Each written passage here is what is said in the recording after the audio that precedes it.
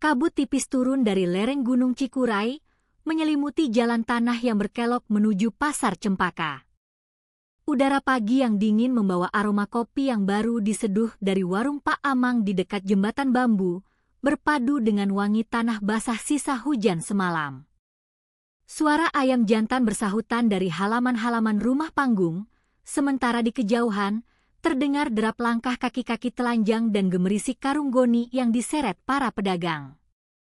Hari baru di Desa Sukamulya dimulai dengan kesibukan yang sederhana namun penuh gairah kehidupan.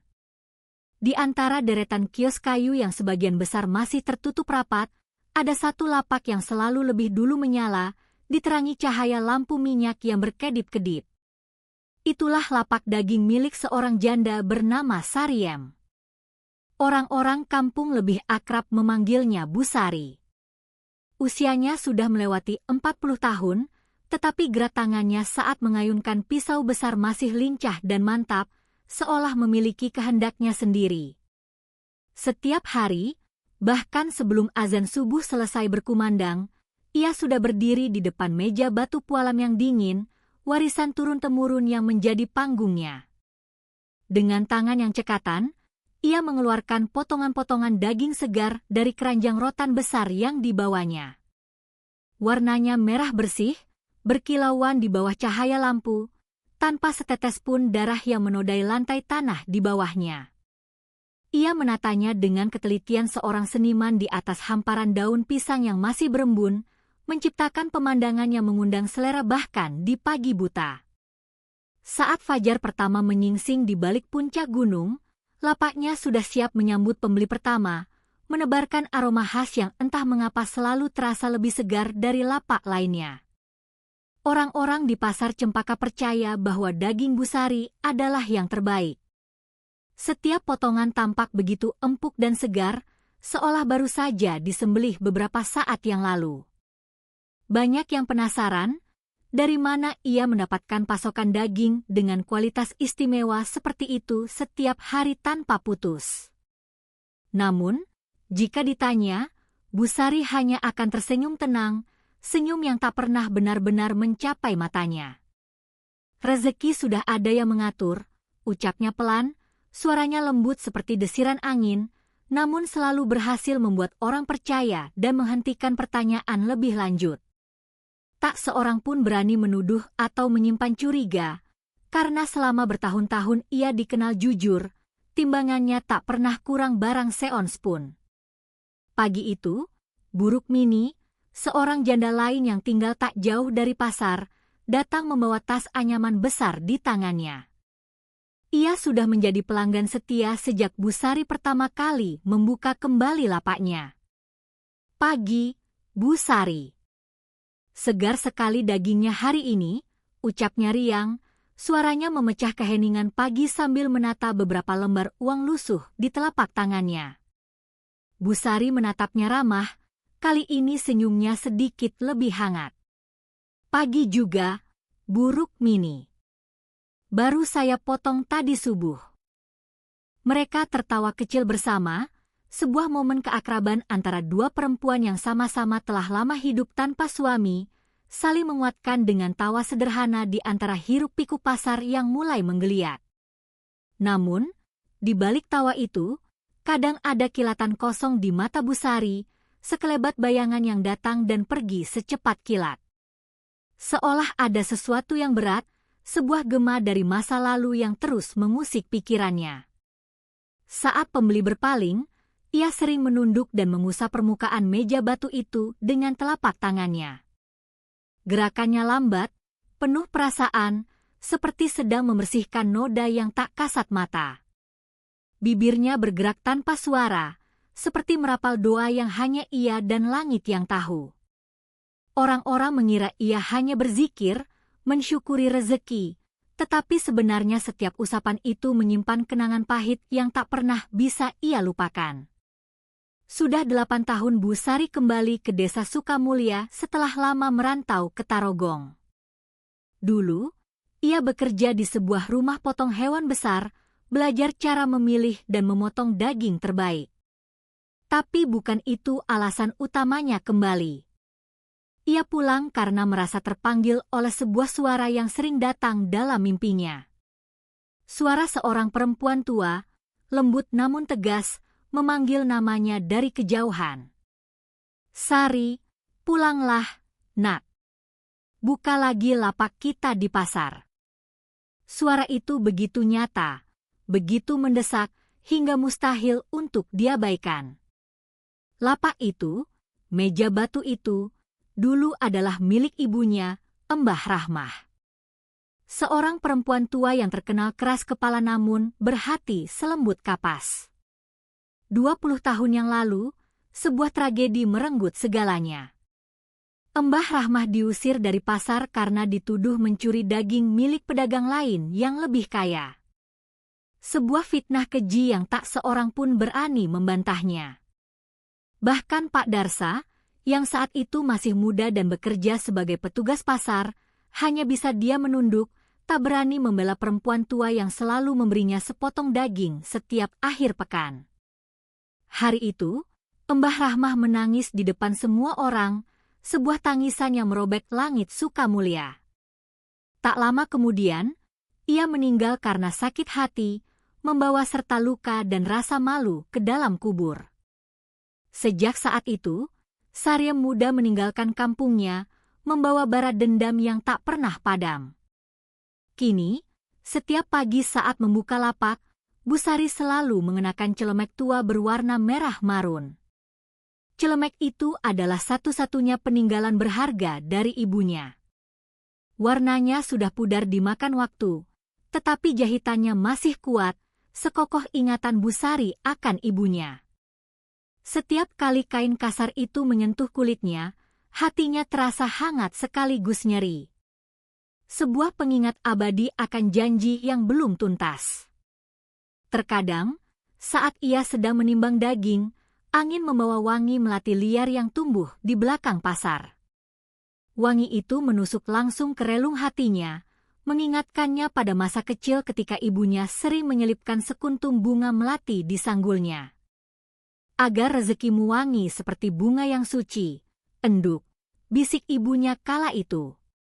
Menjelang pukul 8, suasana pasar semakin riuh. Suara pedagang sayur yang berteriak, penjual ikan yang menawar, dan tangis anak kecil bercampur menjadi satu irama kehidupan yang semarak. Sinar matahari pagi menembus celah-celah atap seng yang berkarat, membuat uap embun di udara tampak berkilau seperti debu permata. Pak Darsa, yang kini menjabat sebagai kepala pasar, berjalan pelan membawa buku catatan retribusi. Langkahnya terhenti di depan lapak Bu Sari. Ia tersenyum, senyum yang sedikit dipaksakan.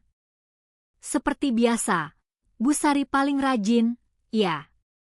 Selalu buka lebih awal dari yang lain, ucapnya dengan nada kagum yang dibuat-buat.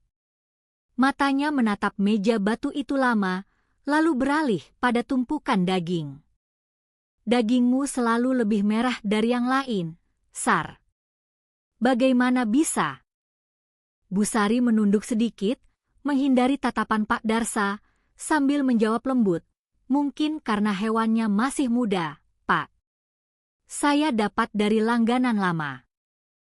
Pak Darsa mengangguk, tetapi pandangannya tidak lepas dari wajah Bu Sari. Ada sesuatu dalam sorot mata perempuan itu yang selalu membuat dada pria tua itu terasa sesak. Wajah itu, tatapan itu, begitu mengingatkannya pada Mbah Rahmah. Seseorang yang dulu ia biarkan dihina di depan matanya tanpa satu kata pun pembelaan. Sejak hari itu, rasa bersalah telah menjadi beban berat yang tak pernah bisa ia lepaskan dari pundaknya. Sementara itu, Bu Rukmini masih sibuk menata belanjaan di keranjangnya. Ia menoleh sambil tersenyum tulus. "Bu Sari, nanti sore mampir ke rumah saya, ya. Nia minta diajari cara memotong daging. Anak itu katanya ingin belajar biar bisa bantu saya di dapur." Bu Sari tersenyum lembut, kali ini senyumnya tampak tulus. "Tentu saja. Nanti setelah pasar tutup, saya datang. Nia anak yang rajin, Akan bagus kalau mau belajar. Jawabnya tenang. Namun di balik suaranya yang ramah, tersimpan sesuatu yang dalam dan tidak bisa ditebak. Matahari makin tinggi, pasar makin penuh sesak dengan tawa dan teriakan. Di tengah keramaian itu, tidak ada yang menyadari bahwa di pojok lapak Busari, sebuah kursi kayu tua bergoyang pelan, maju mundur, meskipun tak ada angin yang meniupnya. Kursi itu peninggalan Mbah Rahmah, dan setiap kali ia bergerak, udara di sekitarnya terasa beberapa derajat lebih dingin. Busari memandanginya sekilas, lalu berpaling cepat. Mungkin hanya bayangan pikirannya. Atau mungkin, memang ada sesuatu yang tidak pernah benar-benar pergi. Sejak seminggu terakhir, beberapa pedagang mengaku sering mencium aroma melati yang sangat kuat setiap kali melewati lapak Busari, terutama saat pagi masih gelap. Mereka saling berbisik, mengatakan bahwa wangi itu bukan wangi biasa, terasa wingit dan membuat bulu kuduk berdiri. Namun, Busari hanya tersenyum setiap kali mendengar komentar semacam itu. Ia berkata lembut, mungkin karena di belakang pasar ada pohon melati tua yang sedang berbunga lebat. Pagi itu, Nia, putri buruk Mini, datang untuk membantu ibunya. Gadis itu baru berusia 17 tahun, wajahnya manis dengan senyum yang selalu merekah di bibirnya. Ia senang berada di lapak Busari karena perempuan itu selalu memperlakukannya dengan lembut, seperti anak sendiri. Nia memanggul sekarung daun pisang segar. "Busari, saya bawakan daun pisang dari rumah," katanya dengan napas sedikit terengah. Kata ibu, daun yang masih muda lebih bagus buat alas daging. Busari menoleh, matanya memancarkan kehangatan. "Terima kasih, Nak. Kamu memang rajin sekali." Di matanya, terpantul kasih sayang yang tulus, tetapi juga ada bayangan kesedihan yang dalam, yang tak pernah bisa dipahami Nia. Saat mereka berdua menatap potongan daging di atas meja batu, sinar matahari belum sepenuhnya mampu menembus kabut tebal. Udara yang lembab membuat setiap helaan napas tampak seperti asap tipis. Dari ujung gang pasar, Pak Darsa memperhatikan lapak itu dari kejauhan sambil membuat catatan di bukunya. Entah mengapa, setiap kali melihat keakraban Busari dan Nia, hatinya terasa gelisah.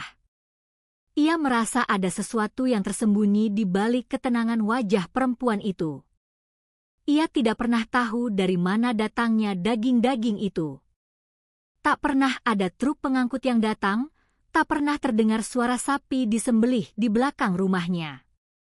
Setiap pagi, daging-daging itu sudah tersusun rapi, seolah muncul begitu saja dari dalam kabut.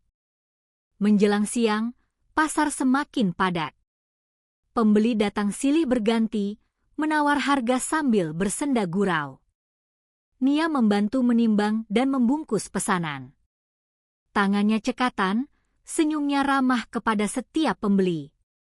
Namun, saat ia menunduk untuk mengambil selembar daun pisang, matanya menangkap sesuatu di bawah meja batu.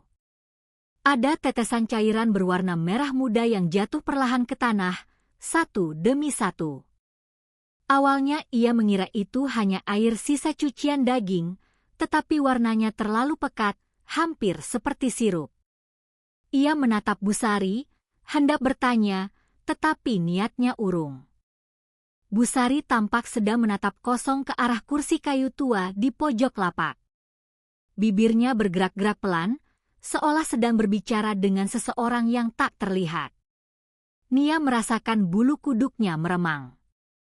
Ia menoleh ke arah kursi itu, tetapi hanya melihat selembar kain merah tua tergantung di sandarannya. Ketika angin berhembus pelan, kain itu bergerak lembut, seperti disentuh oleh tangan tak kasat mata. Sebuah suara samar terdengar dari arah meja, nyaris tak terdengar, seperti bisikan angin. "Jual yang segar, Nak. Jangan biarkan mereka lupa." Nia mengira itu suara Busari, tapi saat ia menatap wajah perempuan itu, ia masih diam, sibuk menimbang daging. Suara itu datang entah dari mana. Ia menelan ludah dan memutuskan untuk tidak mengatakan apa-apa, mencoba meyakinkan dirinya bahwa ia hanya salah dengar. Sore harinya, pasar mulai sepi. Pedagang sayur menutup dagangan mereka, penjual ikan berkemas. Hanya lapak Busari yang masih terang, diterangi lampu minyak. Ia selalu menjadi orang terakhir yang menutup lapaknya. Nia, yang rumahnya tak jauh dari pasar, sering menemaninya hingga selesai. Malam itu, hujan turun rintik-rintik. Mereka duduk di bangku kecil, menunggu hujan reda. Busari memandangi jalanan becek di depan lapaknya sambil berbicara pelan. Nia, kamu tahu tidak, dulu ibu saya sering duduk di sini setiap sore, persis seperti ini. Beliau selalu bilang, jangan tinggalkan tempat ini, Enduk, karena rezeki tidak datang 2 kali di tempat yang sama. Nia menatap wajah Busari yang tampak sendu di bawah cahaya lampu. Bu, apa ibu tidak pernah merasa sepi, berdagang sendirian seperti ini? Tanya Nia dengan suara lembut. Busari tersenyum samar, senyum yang penuh teka-teki. Tidak, Nak. Karena saya tidak pernah benar-benar sendirian. Jawabannya membuat Nia sedikit bingung, tetapi ia tidak berani bertanya lebih lanjut. Malam semakin gelap. Hujan telah berhenti, tetapi udara terasa lebih dingin dari biasanya. Saat mereka hendak beranjak pulang, kursi kayu di pojok lapak bergoyang pelan. Tidak keras, tetapi cukup untuk membuat beberapa helai daun melati kering di lantai bergetar. Nia menatap kursi itu dengan mata terbelalak. Bu, kursinya bergerak, bisiknya pelan. Busari menoleh sejenak, lalu menjawab dengan nada datar, mungkin kena angin. Tapi tidak ada angin yang bertiup. Udara terasa diam, hanya suara tetesan air dari atap seng yang berkarat yang terdengar. Nia memegang tangan Busari dengan gemetar. Perempuan itu menatapnya tenang, seolah tidak ada hal aneh yang terjadi. Mari pulang, Nak. Malam sudah larut. Di perjalanan pulang, langkah mereka pelan menyusuri gang sempit menuju rumah Busari yang berada di ujung desa. Di sepanjang jalan, wangi melati yang pekat mengiringi langkah mereka. Nia menoleh ke sekeliling, tetapi tak ada satupun pohon melati di sana. Wangi itu seolah keluar dari keranjang besar yang dibawa Busari. Gadis itu ingin bertanya, tetapi lidahnya terasa keluh. Ia hanya berjalan diam sambil menunduk. Sesampainya di rumah, Busari mempersilakan Nia duduk di kursi rotan di ruang depan. Rumah kayu itu sederhana, namun sangat bersih dan rapi. Di dinding, tergantung sebuah foto lama yang sudah menguning, potret seorang perempuan tua berkerudung lusuh. Bu, itu siapa? Tanya Nia. Busari menatap foto itu lama, tatapannya menerawang. Itu ibu saya, Mbah Rahmah. Dulu, beliau juga berjualan daging di pasar. Nia mengangguk pelan. Wajah dalam foto itu seolah sedang menatap mereka dengan mata yang sayu dan penuh cerita. Tiba-tiba, dari arah dapur terdengar suara panci bergeser. Busari berdiri. Duduk saja, Nak.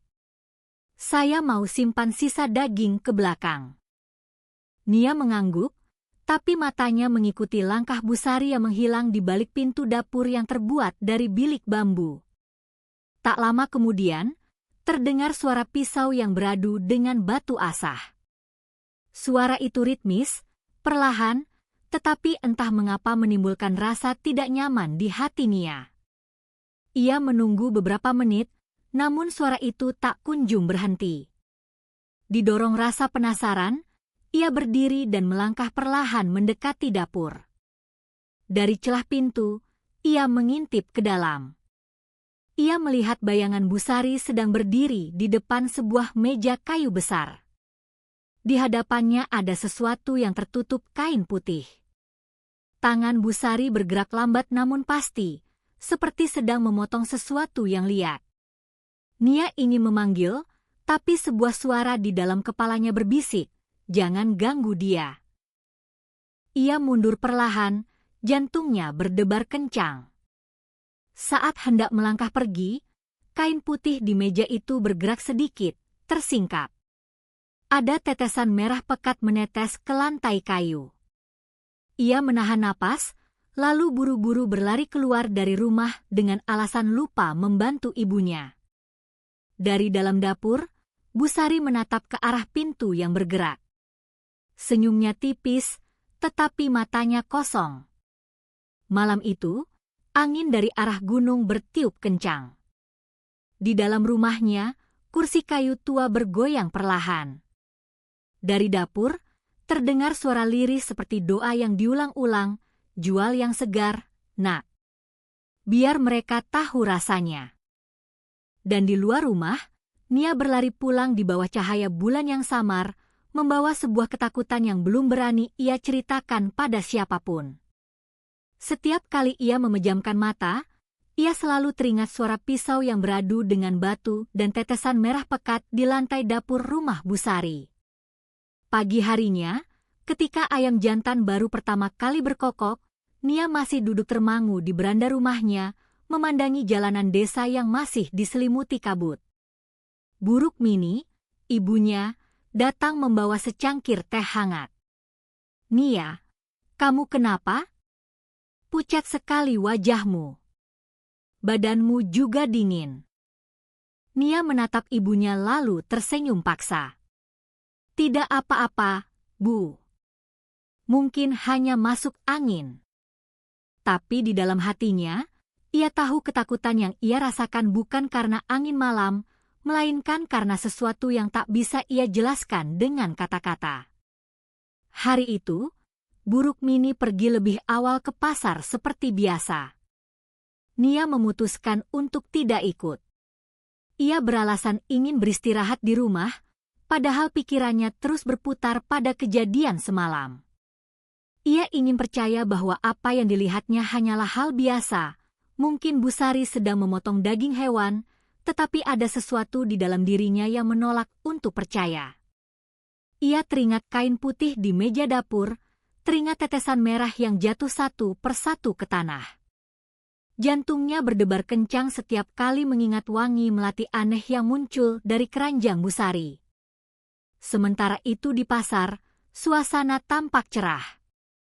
Hujan semalam membuat tanah becek, tetapi udara terasa segar. Busari membuka lapaknya lebih awal dari biasanya. Ia menatap potongan daging satu persatu di atas meja batu. Hari ini, warna daging itu tampak lebih merah dari biasanya. Seratnya begitu halus dan sama sekali tidak berbau amis. Para pembeli datang berduyun-duyun, memuji kesegaran dagingnya. Bahkan beberapa orang dari desa sebelah datang khusus untuk membeli. Buruk Mini, yang tidak tahu apa-apa tentang kegelisahan putrinya, ikut membeli 2 kilogram daging untuk acara selamatan kecil di rumahnya. Saat ia menerima bungkusan daun pisang itu, ia mencium wangi melati yang samar dari daging tersebut. Wangi yang aneh, tetapi entah kenapa terasa menenangkan. Pak Darsa datang ke pasar siang itu, membawa buku catatannya. Ia memperhatikan lapak Busari dari kejauhan. Ada sesuatu yang membuat hatinya semakin gelisah. Ia sudah terlalu lama mengamati lapak itu dan merasa ada banyak hal yang tidak wajar.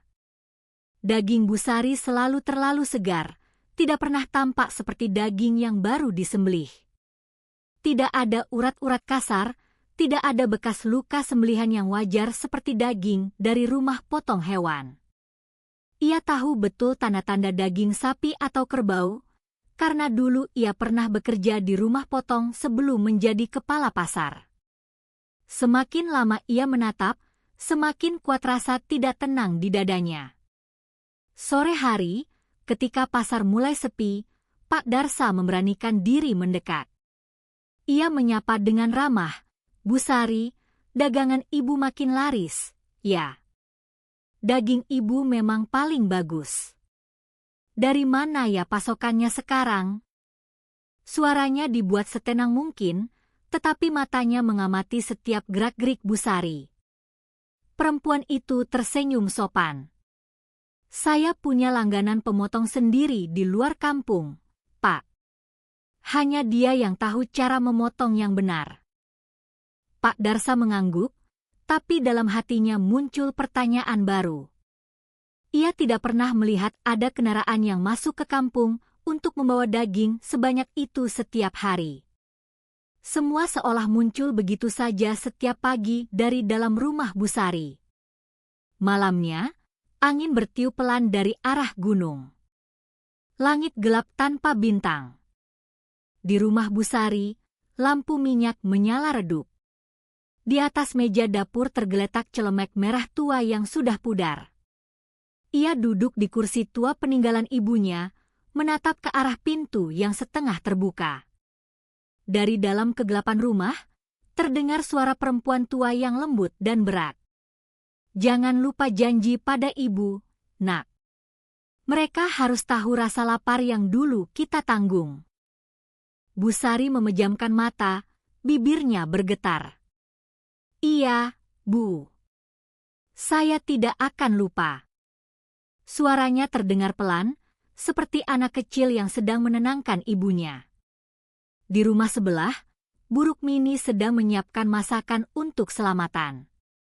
Nia duduk di dapur sambil membantu mengupas bawang. Saat ibunya memasukkan potongan daging ke dalam panci berisi air mendidih, Nia menatapnya lama. "Bu, daging ini beli di mana?" tanya Nia lirih. Bu Rukmini menjawab tanpa menoleh, "Tentu saja beli di Bu Sari, seperti biasa." "Kenapa?" Nia menggigit bibir. "Tidak apa-apa, Bu." Tapi setelah ibunya pergi ke ruang depan, Nia mendekati panci itu. Ia mengaduknya pelan. Daging itu berwarna merah tua, dan saat terkena air panas, keluar aroma aneh yang tidak seperti daging sapi. Bukan amis, tetapi hangat dan sedikit manis. Ia menutup panci itu cepat-cepat dan menahan napas. Air matanya menetes tanpa ia sadari. Keesokan paginya, Nia memutuskan untuk kembali ke pasar. Ia harus memastikan sesuatu. Saat tiba di lapak Bu Sari, suasana masih sepi. Hanya Bu Sari seorang diri, sedang mengasah pisaunya di atas batu. Suara gesekan logam yang nyaring terdengar memecah keheningan udara pagi. Nia menelan ludah. Bu Sari menatapnya dan tersenyum. "Pagi, Nia. Sudah sembuh?" Nia mengangguk pelan. "Iya, Bu. Saya mau bantu seperti biasa." Perempuan itu mengangguk lalu memberinya tugas menata daun pisang. Tapi kali ini, Nia memperhatikan dengan saksama setiap gerakan Bu Sari. Ia melihat bagaimana perempuan itu menatap daging dengan pandangan yang aneh, seolah sedang berbicara dengan benda hidup. Tangannya mengelus permukaan daging itu dengan lembut, seperti sedang mengusap kepala seorang anak kecil. Pak Darsa, yang kebetulan lewat, melihat pemandangan itu dari jauh. Ia berhenti di ujung gang pasar. Hatinya semakin berat. Ia tahu ada rahasia besar yang tersembunyi di balik lapak itu. Dan entah mengapa, setiap kali angin bertiup melewati sana, ia mencium aroma melati yang semakin pekat. Wangi yang sama persis dengan wangi selendang milik Mbah Rahmah, Ibu Bu Sari, yang dulu sering menempel di bahunya ketika ia masih muda. Wangi itu membuat tubuhnya gemetar. Ia berbisik dalam hati, mungkin ini saatnya untuk menebus kesalahan lama. Sore harinya, langit mendung. Nia berjalan pulang melewati jalan belakang pasar yang sepi. Di tengah jalan, ia mendengar suara lirih dari arah gudang kosong di ujung gang. Suara itu lembut tapi memanggil namanya. Nia. Sini, enduk. Suara perempuan tua yang asing, tapi entah kenapa terasa akrab. Ia berhenti, menoleh ke arah suara itu. Gudang itu gelap dan berdebu.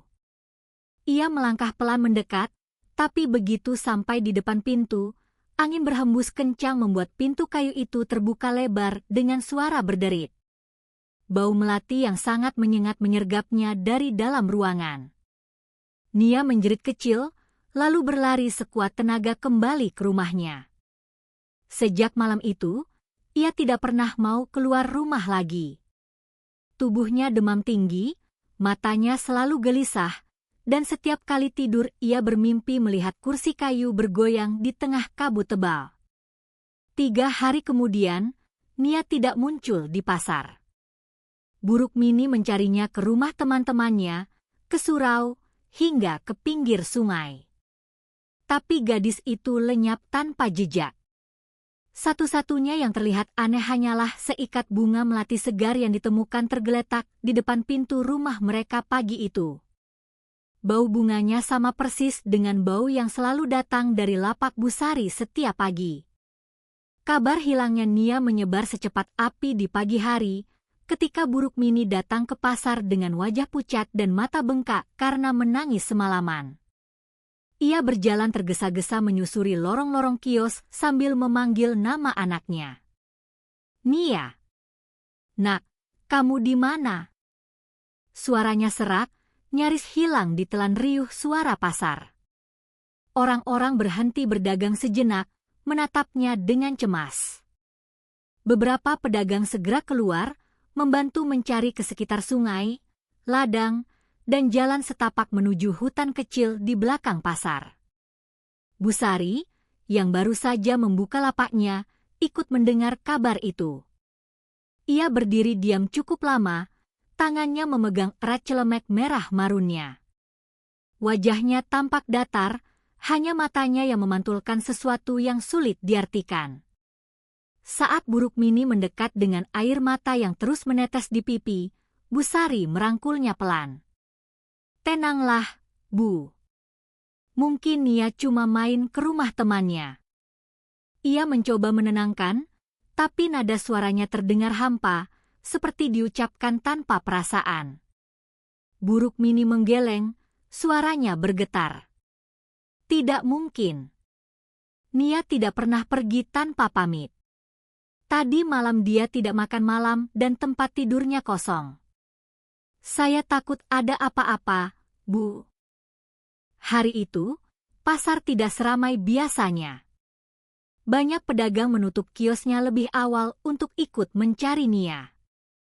Polisi desa datang membawa senter dan tongkat bambu, menyisir sepanjang aliran sungai Cikuray. Airnya dingin dan berwarna keruh setelah hujan malam sebelumnya. Di tepi sungai, mereka menemukan sepasang sandal kecil yang masih baru, tersangkut di akar pohon beringin. Semua orang mengenali sandal itu. Itu milik Nia. Buruk Mini menjerit histeris dan pingsan di tempat. Warga segera menolongnya sementara suara tangisan menggema di udara yang basah. Pak Darsa, yang ikut mencari, berdiri di tepi sungai dengan perasaan berat. Ia menatap arus air yang mengalir pelan dan samar-samar mencium bau melati di antara semak belukar. Hatinya bergetar hebat. Ia pernah mencium bau ini dulu. 20 tahun yang lalu, pada malam ketika Mbah Rahmah meninggal. Ia memejamkan mata, ingatannya kembali pada masa mudanya. Saat itu ia masih seorang petugas pasar yang penakut, dan Mbah Rahmah diusir karena dituduh mencuri daging. Ia tidak berani membela karena takut kehilangan pekerjaannya. Esok paginya, perempuan tua itu ditemukan tergeletak di tepi sungai yang sama ini. Tubuhnya kaku dengan tangan yang masih menggenggam beberapa kuntum bunga melati. Sejak hari itu, bau melati selalu membuatnya resah. Menjelang sore, pencarian dihentikan karena hujan turun deras. Warga berkumpul di surau, berdoa bersama agar Nia segera ditemukan. Busari datang terlambat, membawa termos besar berisi air jahe hangat. Ia membagikannya kepada semua orang dengan tenang. Semua menerima dengan ucapan terima kasih, tetapi tak ada yang berani menatap matanya lama-lama. Ada bisik-bisik kecil di antara warga. Beberapa mengatakan bahwa Nia terakhir kali terlihat bersama Busari di pasar sore itu. Namun, tidak ada yang berani menuduh terang-terangan karena perempuan itu masih dihormati. Ia selalu membantu orang dan sering menyumbang untuk kegiatan kampung. Malam itu, angin dari gunung turun membawa kabut tebal. Di rumahnya, Busari duduk di kursi tua peninggalan ibunya. Di atas meja di hadapannya, ada seikat bunga melati segar yang baru dipetik. Ia menatapnya lama, lalu menyalakan lampu minyak. Dari sudut dapur yang gelap, terdengar suara pelan seperti desahan. Anak itu sudah bersama ibu, Nak. Busari menunduk, matanya berkaca-kaca. Terima kasih, Bu. Sekarang ibu tidak sendirian lagi. Suara itu berhenti, digantikan oleh keheningan yang panjang dan mencekam. Di rumah sebelah, Buruk Mini tidak bisa tidur. Ia duduk di beranda dengan selendang menutupi bahunya yang bergetar. Matanya menatap lurus ke arah rumah Busari yang masih menyala terang meski sudah lewat tengah malam. Hatinya ingin percaya bahwa tetangganya itu baik, tetapi nalurinya sebagai seorang ibu membuatnya gelisah.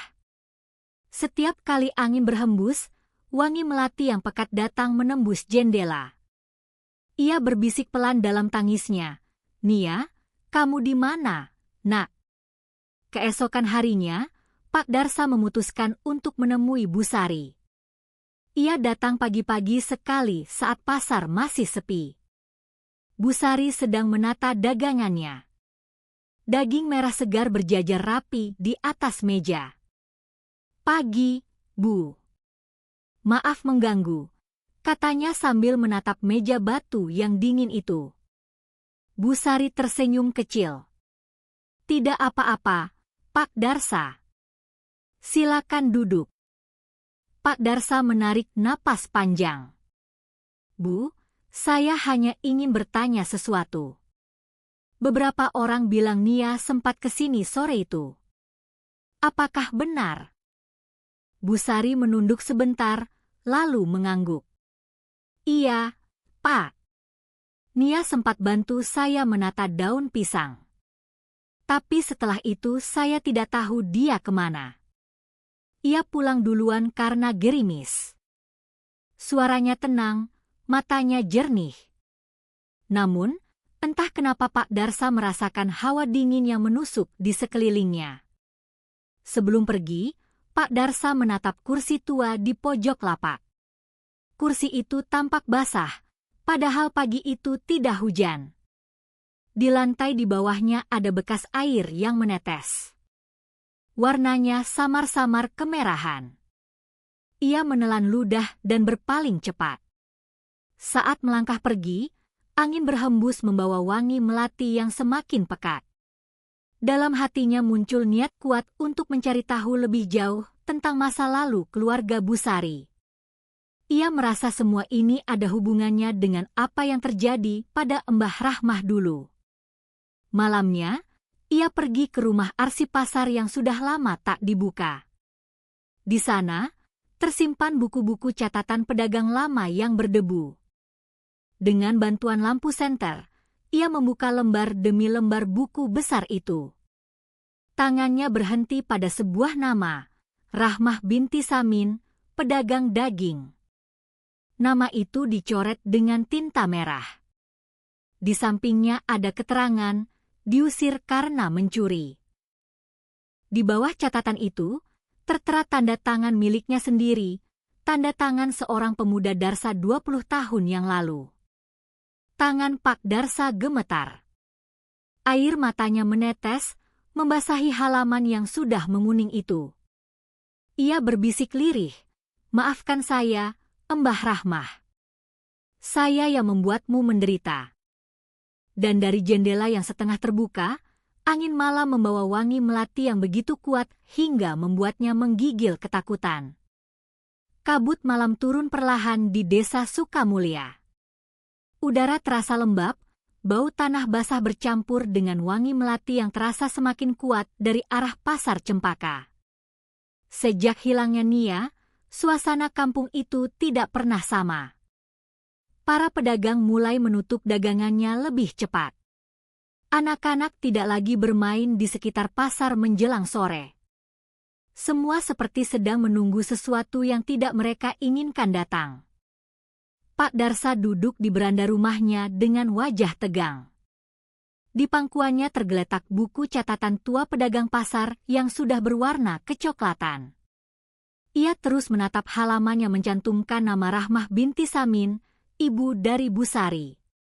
Ia teringat dengan jelas hari ketika Mbah Rahmah diusir dari pasar karena dituduh mencuri daging. Waktu itu ia hanya diam, membiarkan perempuan tua itu pergi dalam tangis yang memilukan. Sejak saat itu, setiap kali ia mencium wangi melati, dadanya terasa sesak seperti diingatkan oleh sebuah dosa yang belum selesai. Malam itu, Pak Darsa memutuskan untuk pergi ke rumah Busari. Hatinya tidak tenang. Ia merasa ada hal besar yang disembunyikan di balik dinding kayu rumah tua itu. Dengan membawa lentera minyak kecil, ia berjalan menyusuri jalan sempit di antara pohon pisang dan pagar bambu. Langit gelap tanpa bintang. Dari kejauhan terdengar suara anjing menggonggong lalu hening kembali. Rumah Busari tampak sunyi, namun di dalamnya masih terlihat cahaya redup dari arah dapur. Pak Darsa melangkah sepelan mungkin, mendekati jendela belakang. Dari celah papan yang terbuka sedikit, ia melihat Busari sedang duduk di kursi goyang peninggalan ibunya. Di depan kursi itu, ada meja besar yang tertutup kain putih. Perempuan itu berbicara pelan, suaranya seperti orang yang sedang menenangkan seseorang. Pak Darsa tidak melihat siapa-siapa di sana, tapi jelas sekali Busari berbicara dengan lembut, seolah ada orang yang duduk di hadapannya. "Saya sudah jual semuanya, Bu," kata Busari lirih. Warga bilang dagingnya segar dan enak. Pak Darsa membeku. Hatinya bergetar hebat mendengar kata-kata itu. Di saat yang sama, kursi kayu di depan Busari bergerak pelan, maju mundur, tanpa ada yang menyentuh. Dari udara, terdengar suara pelan, berat, dan serak seperti suara perempuan tua. "Nak, jangan berhenti. Mereka masih lapar." Pak Darsa menahan napas, tangannya gemetar memegang lentera. Ia berusaha mundur pelan, tetapi kakinya menginjak ranting kering. Kerak. Suara itu membuat Busari menoleh cepat ke arah jendela. Lentera di tangan perempuan itu mendadak padam. Rumah menjadi gelap gulita. Hening panjang menyelimuti malam itu.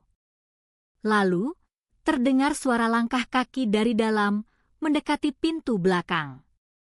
Pintu itu terbuka perlahan dengan suara berderit. Busari muncul dengan rambut terurai dan pisau besar di tangan kanannya. Matanya menatap tajam ke arah halaman yang kosong. Ia berbicara dengan suara datar. "Siapa di luar sana?" Tidak ada jawaban.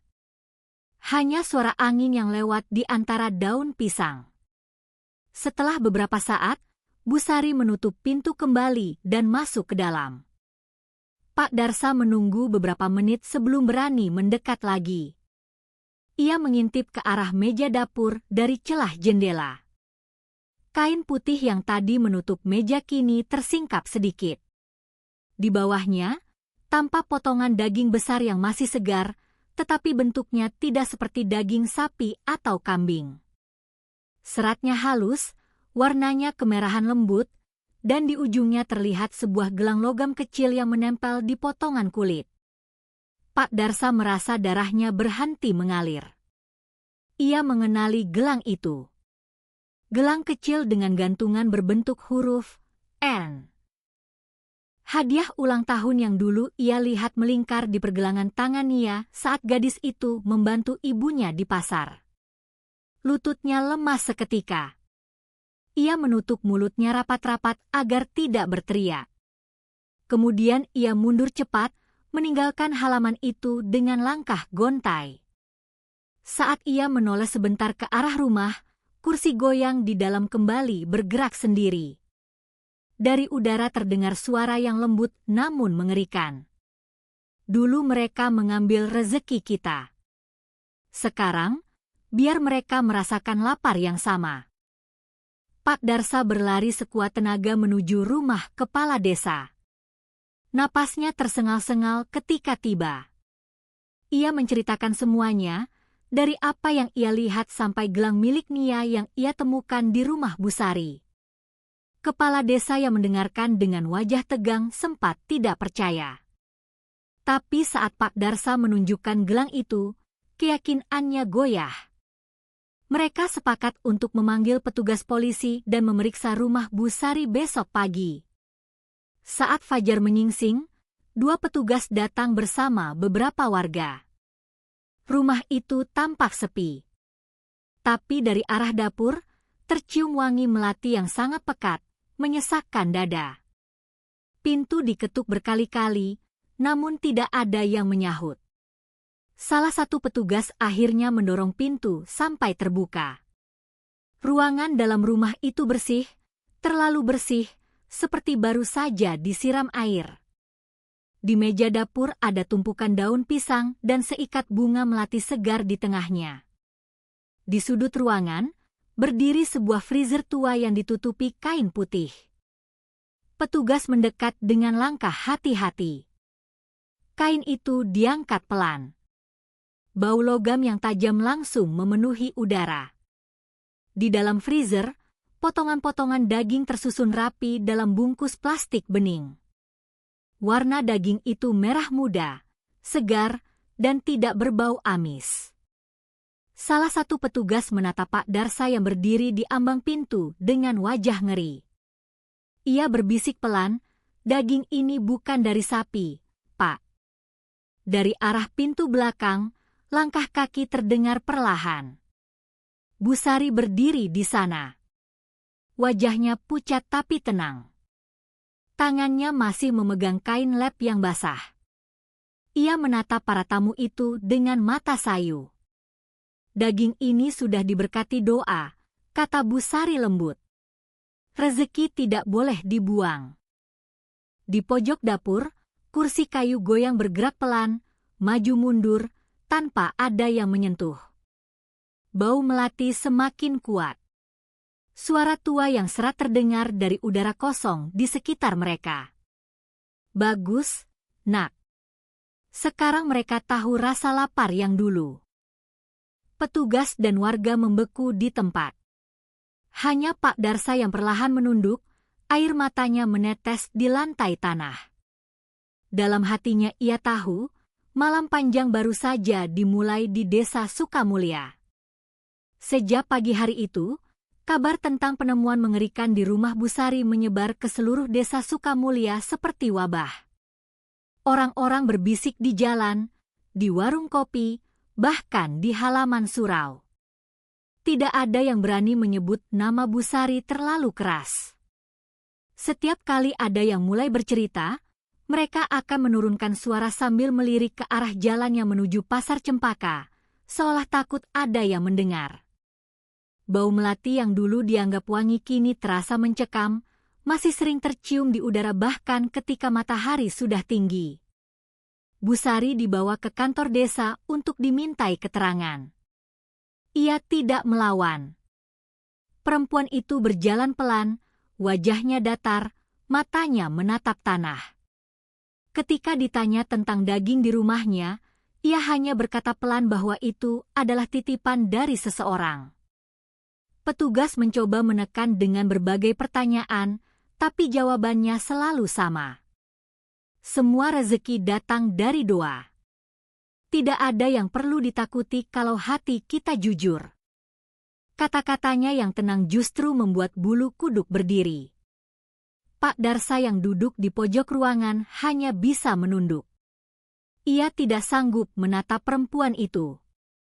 Setiap kali ia mencium wangi melati yang entah dari mana datangnya, dadanya terasa semakin sesak. Ia tahu, semua ini bermula dari kesalahan masa lalunya. Kesalahan yang dulu ia diamkan karena takut kehilangan pekerjaan. Sore itu, langit gelap. Awan hitam menggantung berat di atas kampung. Petugas memutuskan untuk memeriksa ulang rumah Bu Sari. Mereka membawa serta Pak Darsa sebagai saksi kunci. Rumah itu terasa sunyi. Pintu masih terbuka seperti saat pagi tadi. Ketika mereka masuk, udara di dalam terasa sangat dingin meskipun tidak ada angin. Bau melati kembali menyeruak, kali ini bercampur dengan aroma anyir besi yang tajam. Salah satu petugas menyinari lantai dapur dengan senter. Di bawah meja batu, terlihat sebidang papan kayu yang warnanya sedikit berbeda dengan papan di sekitarnya. Pak Darsa mendekat, lalu menepuk-nepuk permukaannya dengan jari. Suaranya terdengar kosong. Petugas segera mencongkel papan itu perlahan. Di bawahnya, terdapat sebuah ruang kecil selebar 1 meter. Udara dingin yang lebih pekat keluar bersama aroma busuk yang menusuk hidung. Senter diarahkan ke dalam lubang itu. Tampak beberapa bungkusan daun pisang yang terikat rapi. Seorang petugas membuka salah satu bungkusan itu perlahan, dan semua orang yang ada di situ langsung mundur selangkah. Di dalam bungkusan itu, ada potongan kain batik yang berlumuran noda gelap dan sebuah gelang perak kecil. Pak Darsa berlutut, suaranya bergetar. Itu milik Nia. Salah satu petugas menatap tajam ke arah Bu Sari yang berdiri di pojok ruangan, tak bergerak. Perempuan itu menunduk, bahunya mulai bergetar. Ia berkata dengan suara pelan, seperti anak kecil yang takut dimarahi, "Saya tidak mau begini, Pak. Saya hanya menurut pada Ibu. Ibu bilang, mereka harus tahu rasa lapar yang dulu kami tanggung." Suasana menjadi hening seketika. Dari arah kursi goyang di sudut dapur, terdengar suara kayu berderit pelan, maju mundur tanpa henti. Bau melati semakin kuat, sampai-sampai membuat dada terasa berat untuk bernapas. Salah satu petugas memanggil nama Bu Sari dengan suara tinggi, tapi perempuan itu tidak bergerak. Pandangannya terpaku pada kursi itu. Suara lembut terdengar lagi, kali ini lebih jelas dan berat. "Nak, kau sudah lakukan dengan baik. Tapi masih ada yang belum kenyang." Bu Sari tiba-tiba menutup kedua telinganya sambil menangis. Ia berteriak pelan, "Cukup, Bu. Sudah cukup."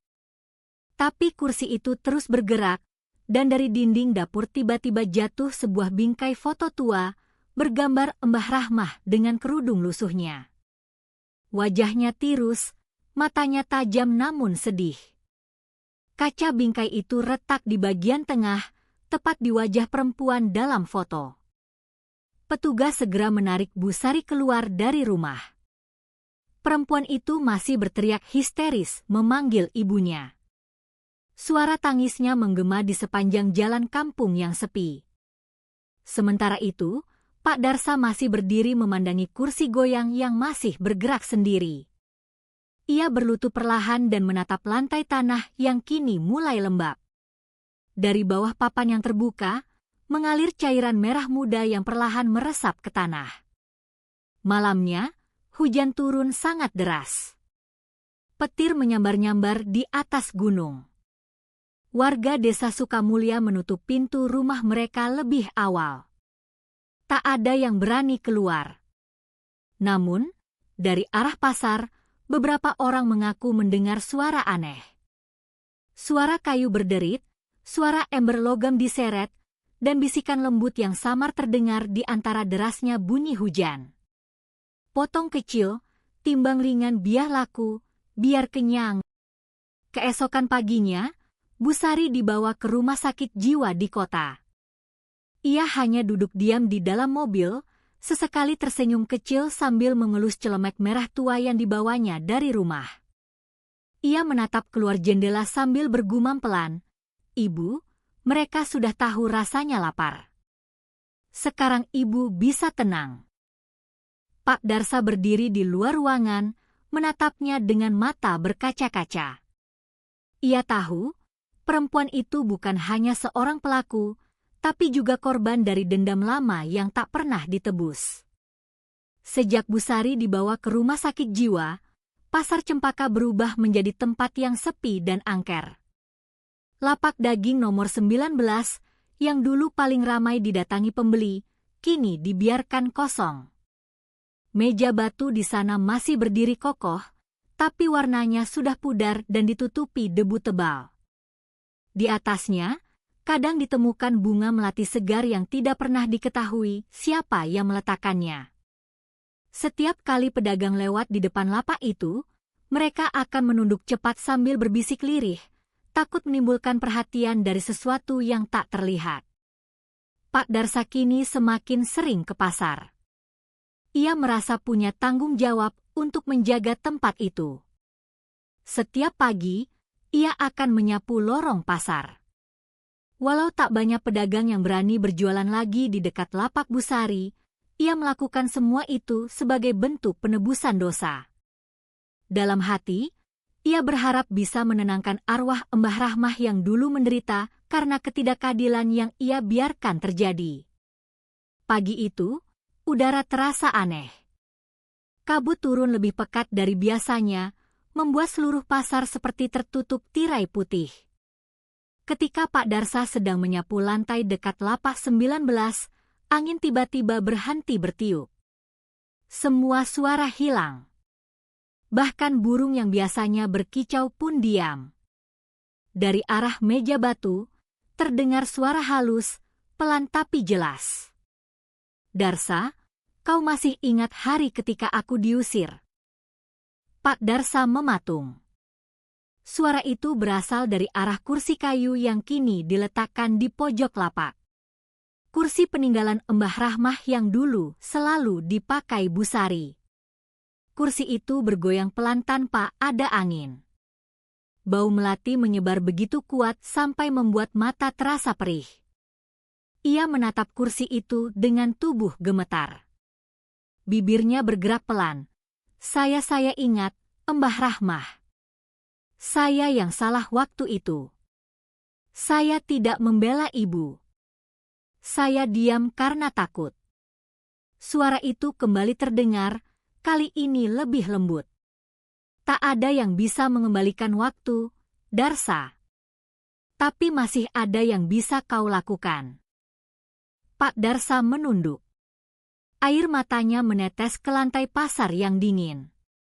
Ia berbisik lirih, "Apa yang harus saya lakukan, Mbah?" Suara itu terhenti sebentar, lalu terdengar lagi seperti hembusan angin yang datang dari jauh. "Bersihkan tempat ini dari darah.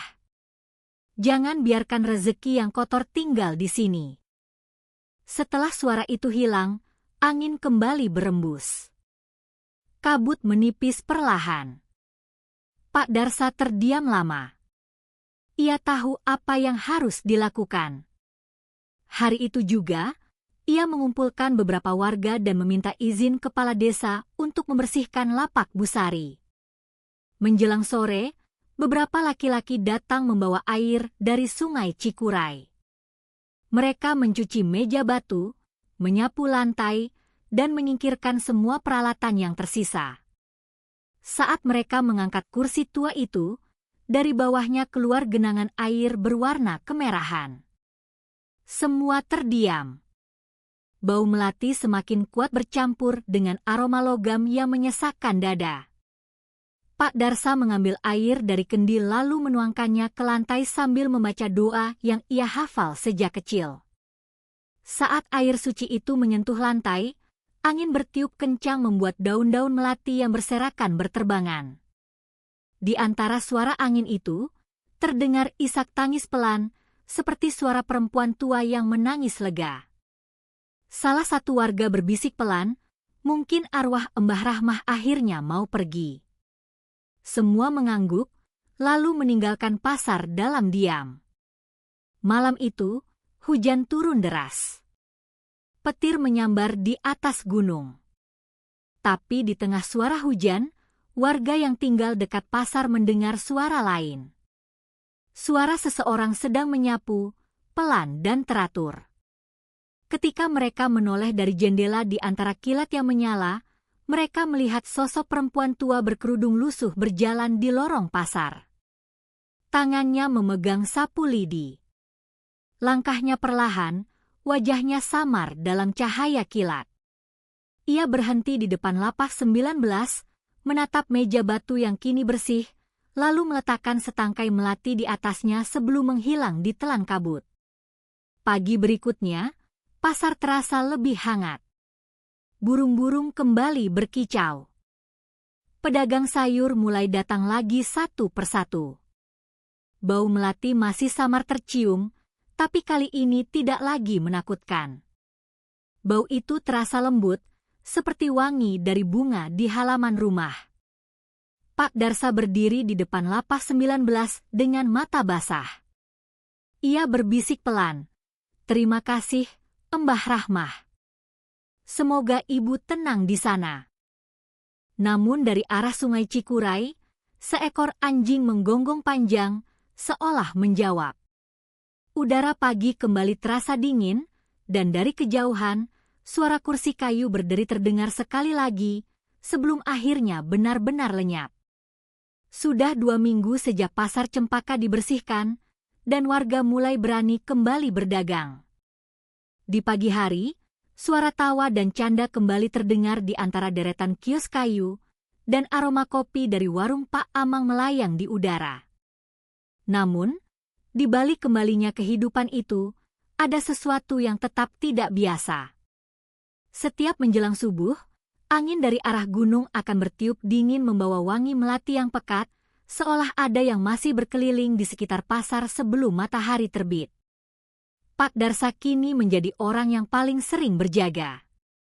Ia selalu datang lebih awal dari pedagang lain. Setiap kali membuka pintu gerbang pasar, ia akan menyapu seluruh lorong sambil berdoa dalam hati. Hatinya sedikit lebih tenang setelah peristiwa itu, tetapi rasa bersalah masih menempel seperti bayangan yang tidak mau pergi. Ia sering bermimpi melihat Bu Sari duduk di kursi goyangnya, tersenyum pelan sambil mengelus celemek merah tuanya. Dalam mimpinya, perempuan itu selalu berkata hal yang sama, "Ibu sudah tenang, Pak Darsa." Tapi masih ada yang belum pulang. Pagi itu, setelah menyapu, Pak Darsa duduk di depan lapak 19. Ia menatap meja batu yang kini bersih dan dingin. Di atasnya, seperti biasa, muncul setangkai bunga melati segar tanpa ada yang tahu dari mana asalnya. Warga sudah menganggapnya sebagai pertanda baik, tanda bahwa arwah Mbah Rahmah telah memaafkan mereka. Tapi bagi Pak Darsa, bunga itu justru membuat pikirannya semakin berat. Siapa yang masih belum pulang? Seperti kata Bu Sari dalam mimpinya. Pertanyaan itu terus mengganggunya. Menjelang siang, ia bertemu dengan Pak Lurah di balai desa. Mereka duduk di bawah pohon trembesi sambil berbicara pelan. Pak Darsa menceritakan tentang mimpinya dan bunga melati yang selalu muncul di pasar. Pak Lurah mendengarkan dengan wajah serius. Ia berkata, mungkin itu bukan pertanda dendam, Pak Darsa, tapi tanda rindu. Rindu seorang ibu pada anaknya. Pak Darsa terdiam lama. Kata, rindu, itu menancap dalam pikirannya. Ia ingat bahwa Bu Sari pernah kehilangan seorang anak laki-laki bernama Randy. Ketika berusia 10 tahun, Anak itu hilang di Sungai Cikuray dan jasadnya tidak pernah ditemukan. Mungkin itulah yang dimaksud dengan yang belum pulang. Sore itu, Pak Darsa berjalan sendirian menuju sungai. Hujan rintik turun pelan. Arus air berwarna kecoklatan memantulkan cahaya sore yang redup. Ia berdiri di tepi sungai, menatap air yang mengalir perlahan. Di tempat inilah dulu Mbah Rahmah ditemukan meninggal. Dan dari tempat inilah Nia terakhir kali terlihat. Ia berlutut dan menaburkan bunga melati di permukaan air. Tangannya bergetar saat air dingin menyentuh kulitnya. Ia berbisik pelan, "Randy, jika kau mendengar, kembalilah.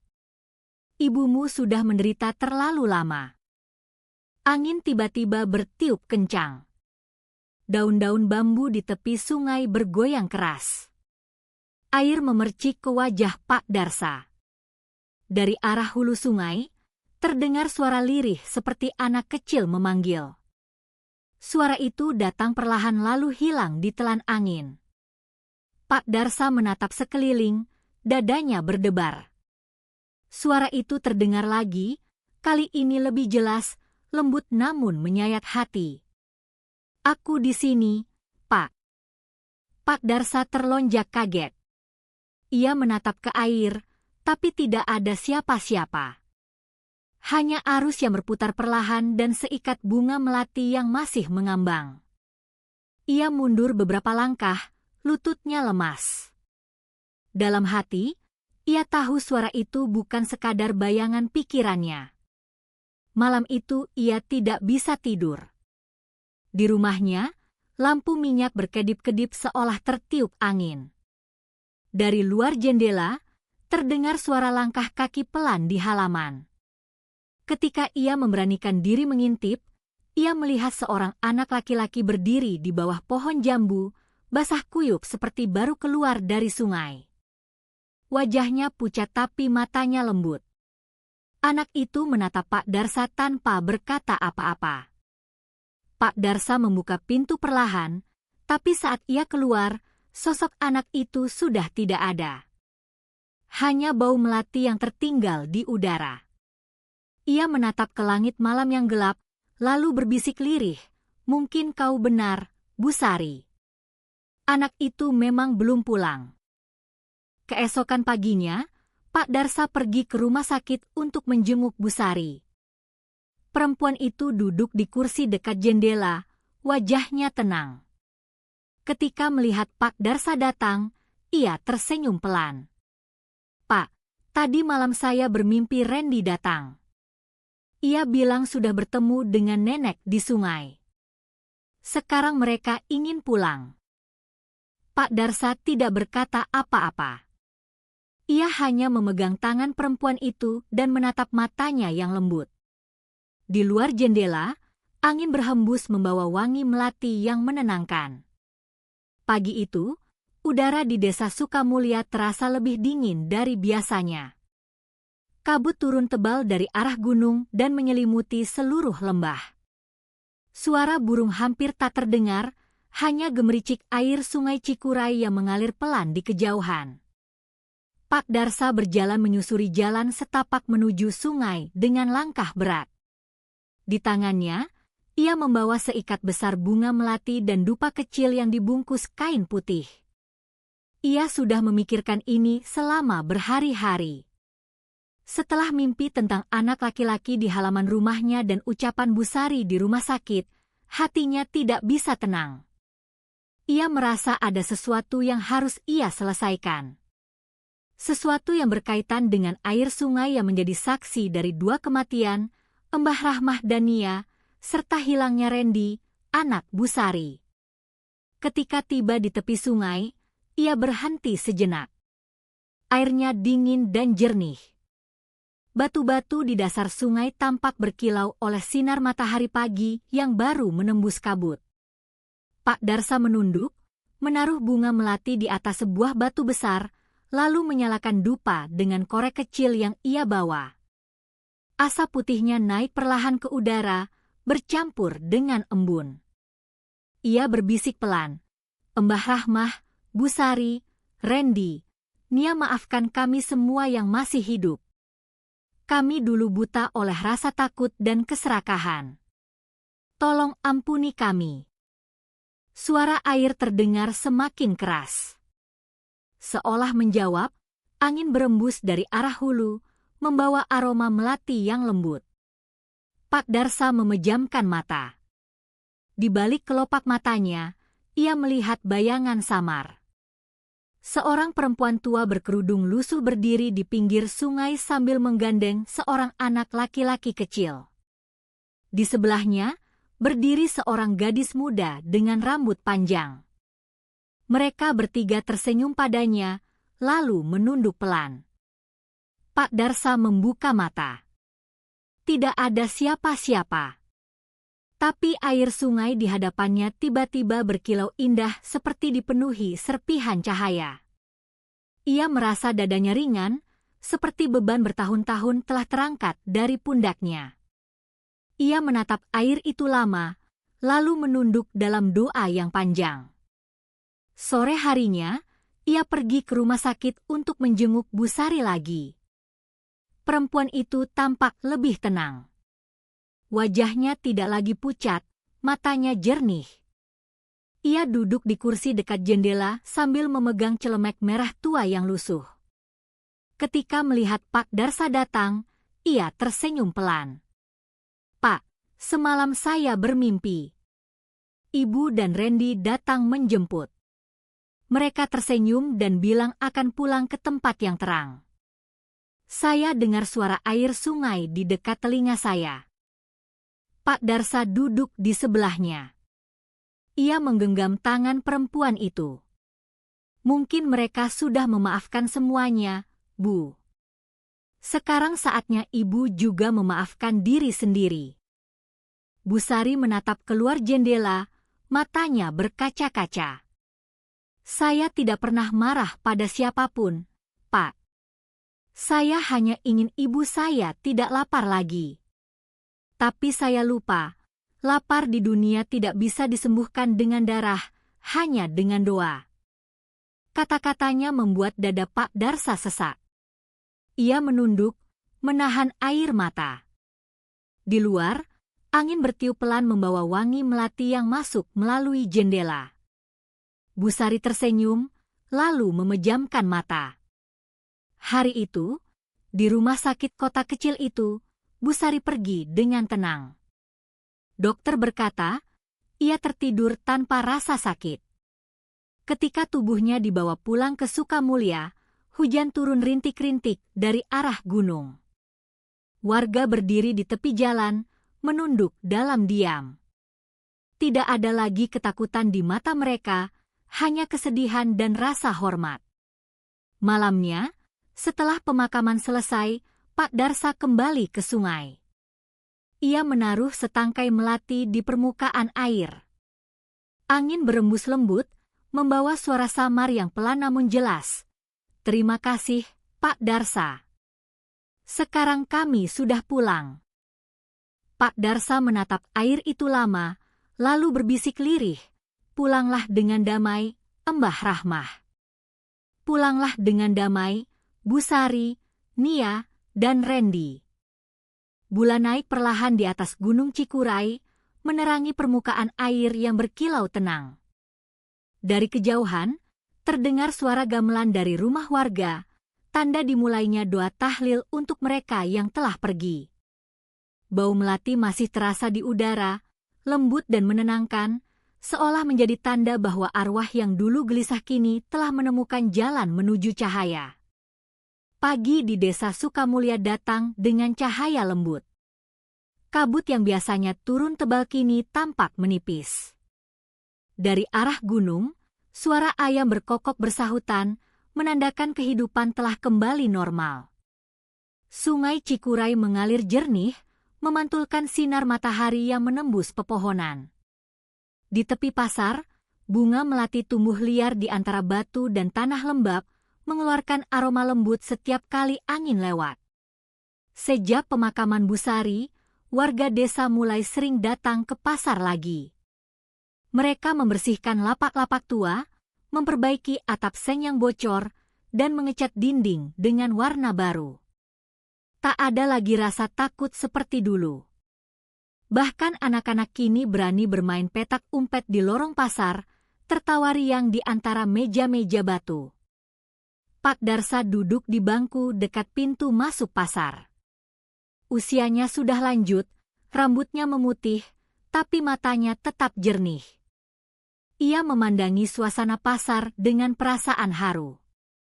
Suara pedagang sayur menawar harga, aroma rempah, dan suara kain beradu di meja, semuanya terasa seperti doa kehidupan yang baru.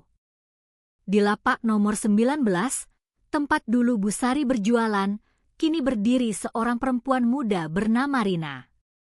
Ia anak dari keluarga pedagang ikan di kampung seberang. Dengan wajah teduh dan senyum ramah, Rina membuka lapak dagingnya setiap pagi. Ia selalu meletakkan setangkai melati di pojok meja, bukan sebagai hiasan, tapi sebagai penghormatan. Setiap kali Pak Darsa melewati lapak itu, ia berhenti sejenak. Bunga melatinya masih segar sekali hari ini, Rina. Rina tersenyum, suaranya lembut. Iya, Pak. Saya petik dari tepi sungai tadi subuh. Di sana wangi sekali, seperti ada yang berdoa dari balik kabut. Pak Darsa mengangguk pelan. Hatinya hangat mendengar kata-kata itu. Seolah bunga melati kini benar-benar menjadi lambang kedamaian, bukan lagi tanda ketakutan. Hari itu, kepala desa mengumumkan sesuatu yang menggembirakan. Mulai minggu depan, pasar ini akan berganti nama. Bukan lagi Pasar Cempaka, tapi Pasar Harapan Melati. Sebagai tanda bahwa dari luka lama, kita belajar untuk saling memaafkan. Warga bersorak kecil. Ada yang menepuk bahu Pak Darsa, ada pula yang meneteskan air mata. Semua tahu, perubahan ini tidak akan pernah terjadi tanpa keberanian dan penyesalan yang tulus dari orang tua itu. Menjelang sore, ketika pasar mulai sepi, Pak Darsa berjalan sendirian menyusuri lorong. Ia berhenti di depan lapak 19. Cahaya matahari sore menembus dari sela atap, jatuh tepat di atas meja batu. Wangi melati mengisi udara. Ia menunduk dan berbisik pelan. Terima kasih, Bu Sari. Terima kasih, Mbah Rahmah.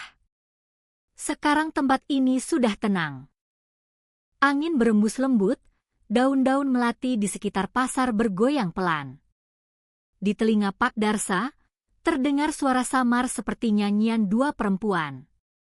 Potong kecil, timbang ringan rezeki datang dari hati yang tenang. Ia menutup mata, membiarkan air matanya jatuh. Tapi kali ini, bukan air mata penyesalan, melainkan rasa syukur.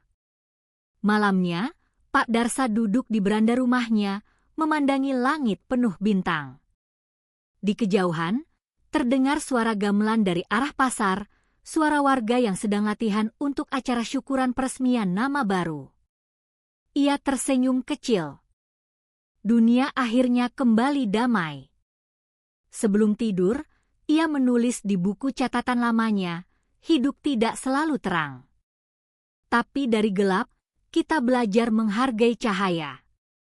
Dendam membuat manusia buta, tapi maaf membuat arwah tenang.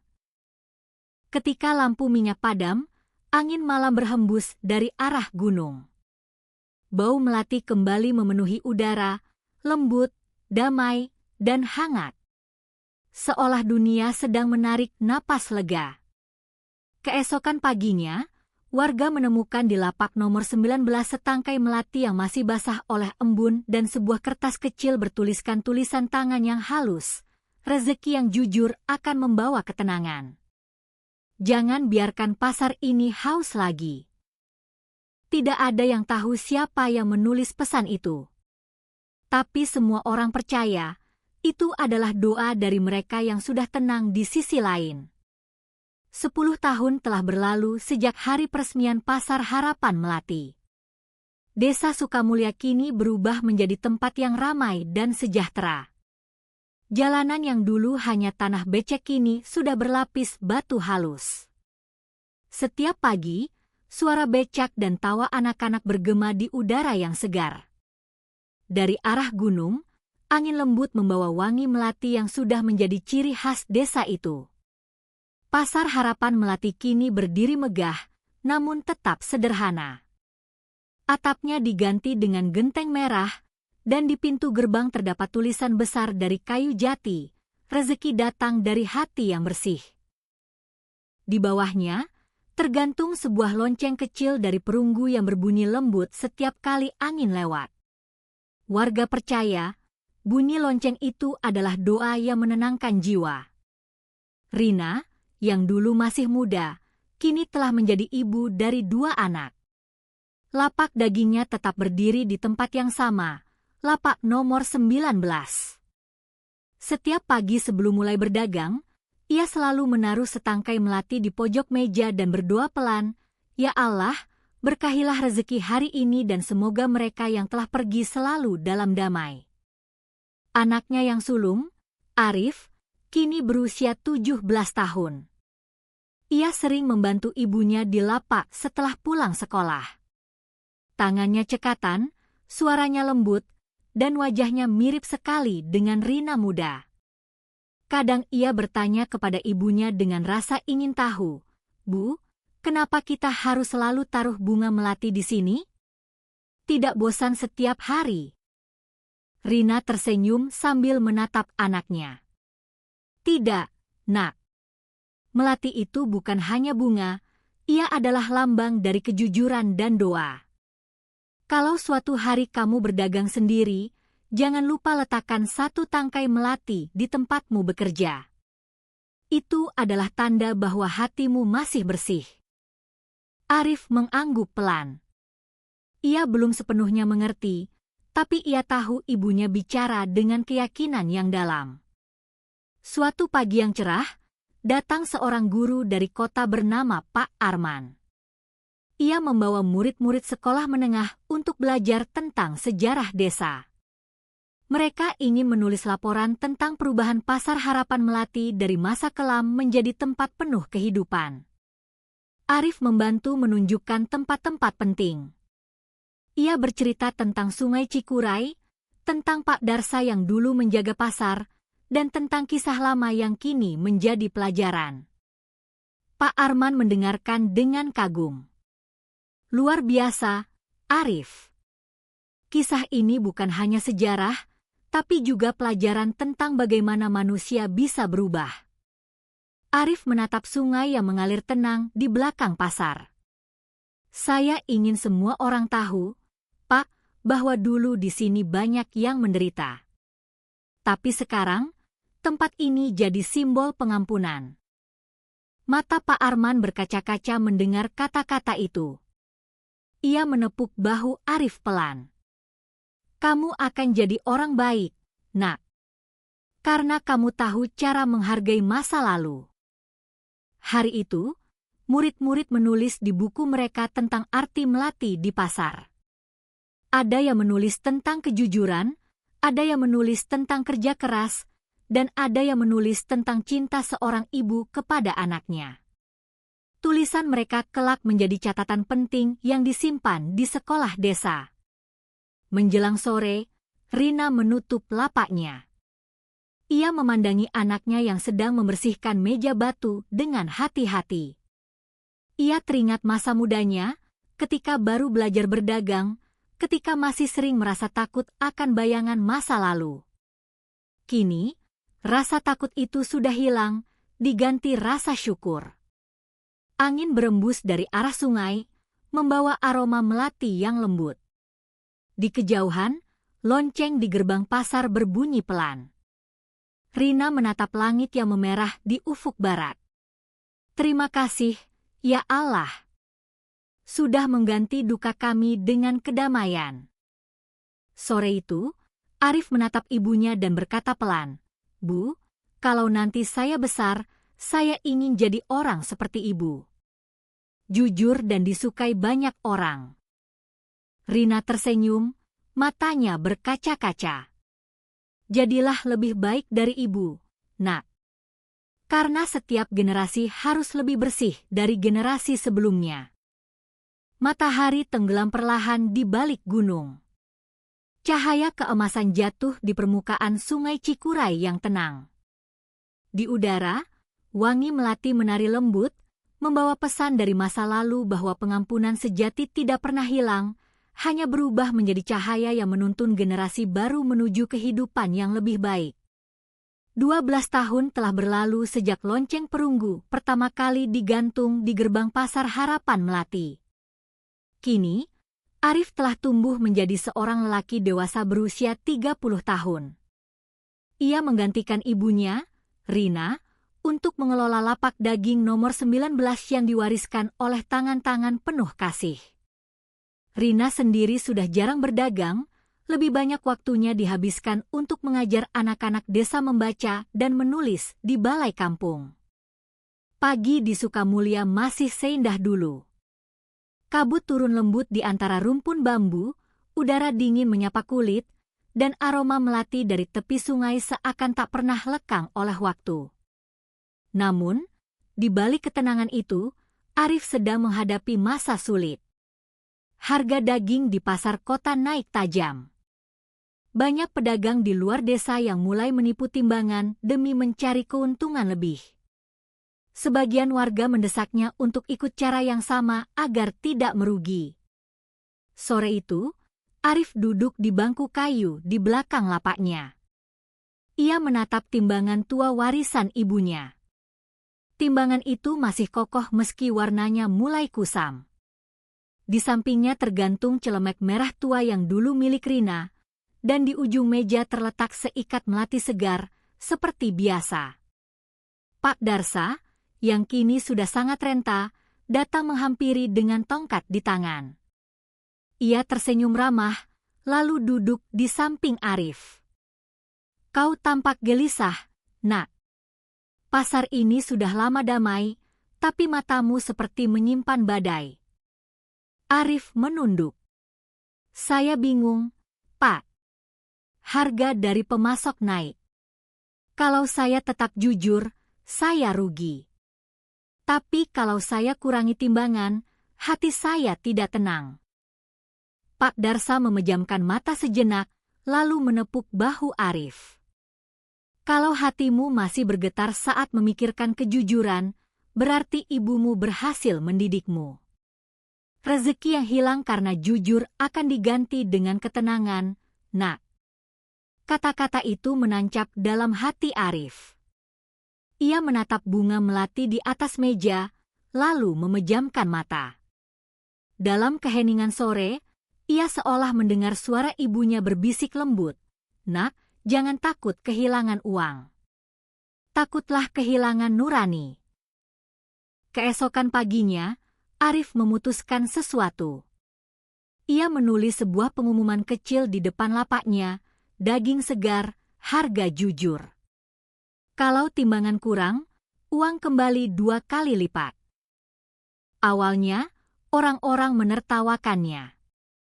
Ada yang bilang Arif terlalu polos untuk zaman sekarang. Tapi perlahan, warga mulai percaya. Lapaknya selalu bersih, timbangannya pas, dan senyum Arif tak pernah hilang. Beberapa pembeli dari kota bahkan datang jauh-jauh karena mendengar kabar tentang kejujuran itu. Namun, ujian tidak berhenti di situ. Suatu hari, datang seorang pria dari luar desa bernama Riko.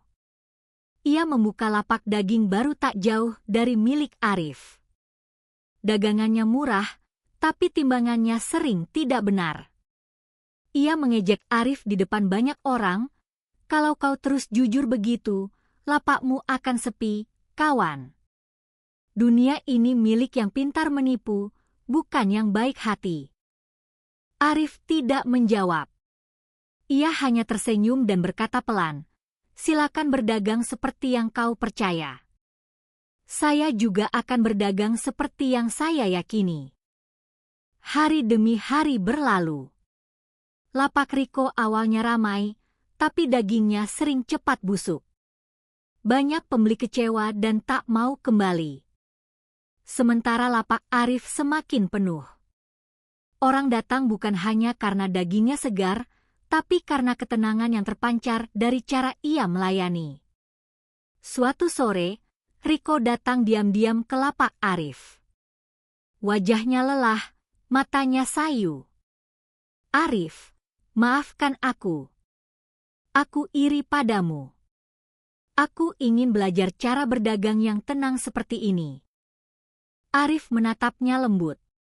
"Tidak ada yang perlu dimaafkan, Riko. Semua orang bisa mulai dari awal. Yang penting hatinya mau bersih lagi."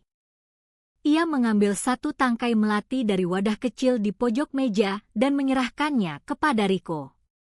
"Taruh ini di lapakmu besok pagi. Bunga ini bukan jimat, hanya pengingat bahwa setiap potong daging yang dijual harus datang dari hati yang jujur." Riko menerima bunga itu dengan tangan gemetar. Ia tidak tahu mengapa, tapi matanya tiba-tiba berkaca-kaca. Malam itu, angin dari sungai berhembus lembut.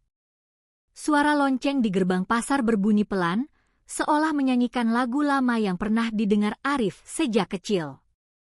Potong kecil, timbang ringan rezeki datang dari hati yang tenang. Arif menatap langit malam. Di balik bintang-bintang, ia merasa ada dua sosok perempuan yang tersenyum padanya, ibunya Rina, dan nenek moyang yang dulu membuka jalan bagi semua perubahan di pasar itu. Musim hujan tiba di Sukamulya. Langit hampir selalu berwarna abu-abu dan udara pagi terasa dingin menusuk. Meskipun begitu, Pasar Harapan Melati tetap ramai.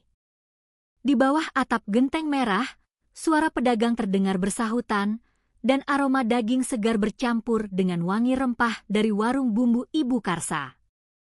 Arif berdiri di balik meja batu lapaknya, tersenyum pada pembeli pertama pagi itu sambil menimbang daging dengan tangan yang terlatih. Namun, hari itu berbeda. Di ujung pasar, dua mobil besar berhenti. Dari dalamnya turun beberapa pria berjas. Sepatu kulit mereka menginjak genangan air tanpa peduli. Salah satu dari mereka memperkenalkan diri sebagai perwakilan dari sebuah perusahaan besar yang ingin membeli seluruh area pasar.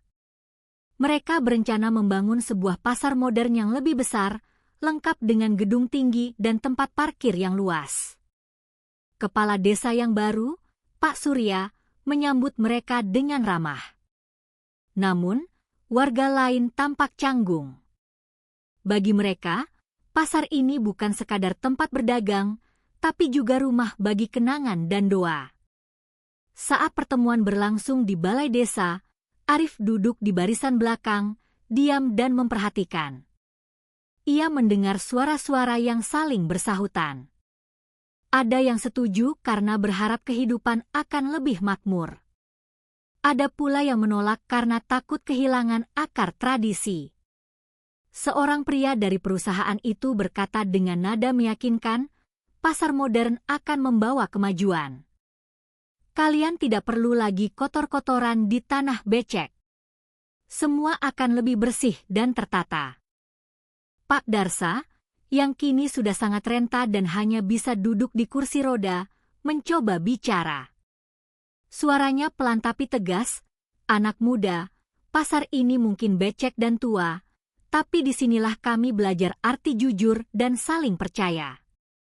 Kalau tempat ini hilang, apa yang akan kalian bangun bukan pasar, tapi hanya sebuah gedung dingin tanpa jiwa." Suasana hening sejenak.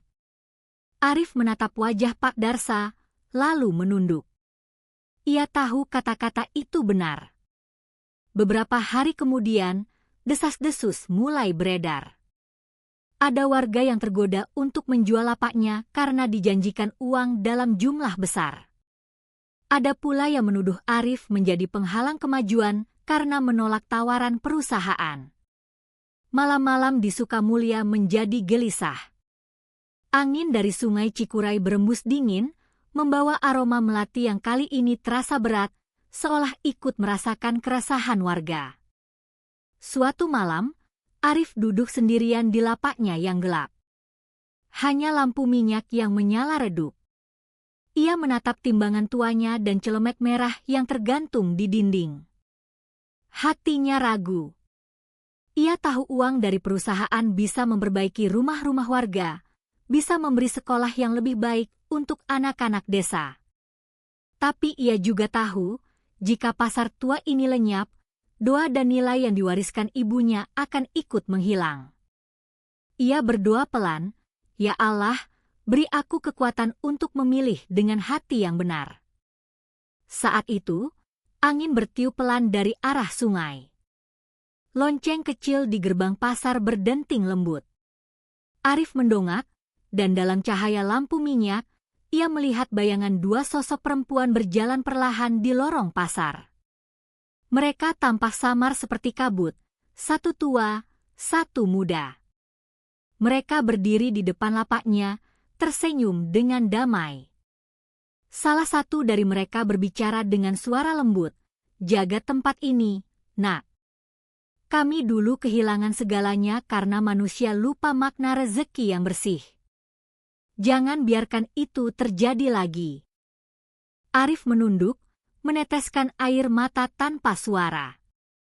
Ketika ia mendongak lagi, bayangan itu sudah lenyap.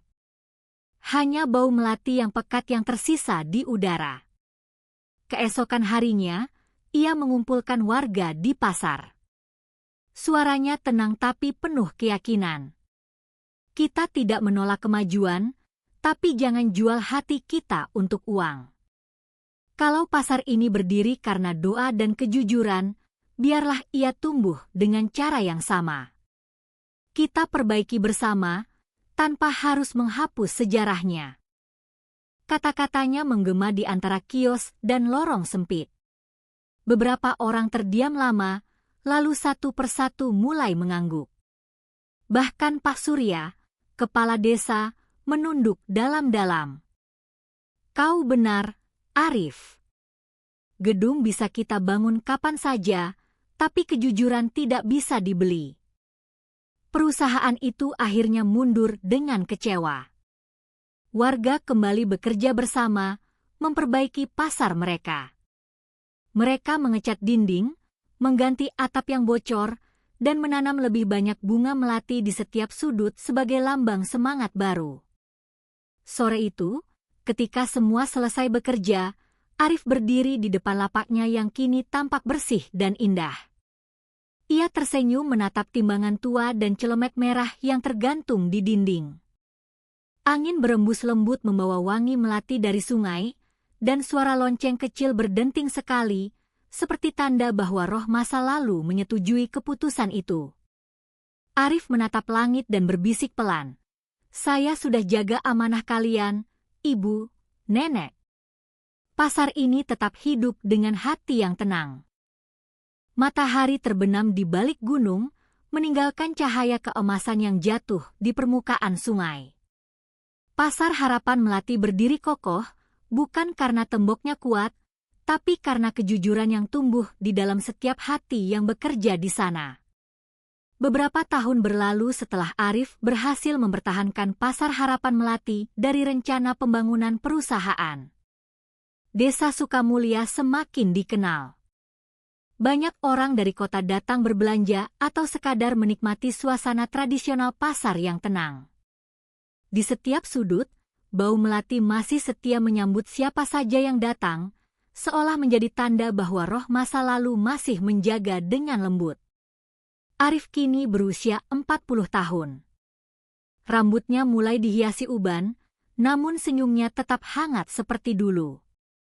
Ia menjadi sosok yang dihormati bukan karena kekayaan, melainkan karena kejujurannya. Namun, di hatinya ada kegelisahan baru. Anaknya, Naufal, baru lulus kuliah di kota dan jarang pulang. Naufal tumbuh dalam lingkungan modern. Ia mencintai teknologi dan bercita-cita membuka bisnis besar di Bandung. Suatu sore, Naufal pulang setelah sekian lama. Arif menunggunya di lapak yang sudah sepi, menatap anaknya yang kini berdiri di depan meja batu. Sudah lama kamu tidak mencium wangi melati dari pasar ini, ya, nak? Naufal tersenyum kecil sambil menatap sekeliling. Iya, ayah. Rasanya seperti kembali ke masa kecil, tapi dunia sudah berubah sekarang. Semua serba cepat. Aku ingin membawa kemajuan ke desa ini, bukan hanya bertahan dengan pasar tua. Arif memandang anaknya dengan lembut. Kamu ingin membangun itu bagus, nak. Tapi jangan lupa akar tempatmu berdiri. Kalau kemajuan membuatmu lupa pada nilai, maka itu bukan berkah, itu adalah kehilangan. Naufal diam. Dalam hati ia ingin menjawab, tapi tak ingin menyakiti hati ayahnya. Ia menatap timbangan tua di atas meja. Timbangan itu tampak usang, tapi permukaannya bersih. Ia tahu benda itu menyimpan banyak sekali kisah. Malamnya, mereka duduk di beranda rumah. Bulan purnama bersinar terang dan suara lonceng kecil di pasar terdengar lembut di kejauhan. Arif bercerita tentang masa lalu, tentang Bu Sari, tentang Mbah Rahmah, dan bagaimana pasar itu diselamatkan bukan dengan kekuatan, tapi dengan hati. Naufal mendengarkan dalam diam. Ia baru tahu betapa panjang perjalanan yang telah dilalui keluarganya untuk menjaga tempat itu tetap hidup. Ayah, katanya akhirnya. Kalau begitu, biarkan aku membawa kemajuan tanpa menghapus warisan ini. Aku ingin membuat pasar ini dikenal lewat teknologi. Aku bisa bantu warga jualan lewat internet, tapi tetap dengan nama Harapan Melati. Arif tersenyum lega. Kalau niatmu begitu, ayah akan bantu semampu ayah. Asal kau ingat, kejujuran tetap jadi timbangan yang paling berat. Keesokan paginya, Naufal mulai bekerja. Ia memotret lapak-lapak di pasar, membuat sebuah situs web sederhana dengan bantuan teman-temannya di kota. Dalam waktu beberapa bulan, Pasar Harapan Melati menjadi terkenal hingga keluar provinsi. Banyak orang kota datang bukan hanya untuk berbelanja, tapi untuk melihat bagaimana sebuah pasar kecil bisa menjaga kejujuran di tengah zaman yang serba cepat. Namun, keberhasilan itu membawa cobaan baru. Ada investor besar yang datang menawarkan kerjasama. Mereka ingin menjadikan Pasar Harapan Melati sebagai pusat wisata kuliner modern. Mereka berjanji akan menjaga nilai tradisi, tapi dengan syarat semua lapak harus diganti dengan kios-kios kaca yang seragam. Beberapa warga tergoda lagi. Suara-suara lama kembali muncul, mirip dengan tahun-tahun dulu ketika Arif berjuang mempertahankan pasar. Naufal berada di tengah-tengah. Ia tahu tawaran itu bisa membawa keuntungan besar, tapi ia juga tahu ayahnya pasti akan menolak. Hatinya bimbang. Ia menatap papan kayu di gerbang pasar yang bertuliskan, "Rezeki datang dari hati yang bersih." Kata-kata itu seakan menatap balik kepadanya. Malam itu, Naufal tidak bisa tidur. Ia berjalan ke pasar sendirian. Angin lembut dari arah sungai membawa aroma melati yang menenangkan. Di tengah lorong, ia berhenti di depan lapak ayahnya. Lampu minyak di sana masih menyala, padahal tidak ada orang. Di atas meja batu, bunga melati segar tergeletak.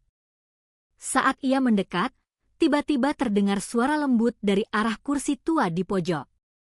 "Nak, kemajuan tidak akan hilang hanya karena kamu menjaga akar. Tapi kalau kamu hilang dari akar, dunia tidak akan mengenalmu lagi." Suara itu tenang, namun terasa sangat dalam. Naufal memejamkan mata, merasakan hawa dingin menyelimuti tubuhnya. Saat membuka mata, ia tidak melihat siapa-siapa. Hanya bunga melati yang kini terurai di atas meja, menyebarkan wangi yang kuat sekali. Keesokan paginya, ia menemui ayahnya. "Ayah, aku sudah memutuskan. Kita tolak tawaran itu. Kita buat pasar ini berkembang dengan cara kita sendiri, tapi tetap dengan jiwa yang lama." Arif menatap anaknya dengan mata berkaca-kaca. "Kau sudah belajar, Nak. Itu adalah keputusan yang paling bijak."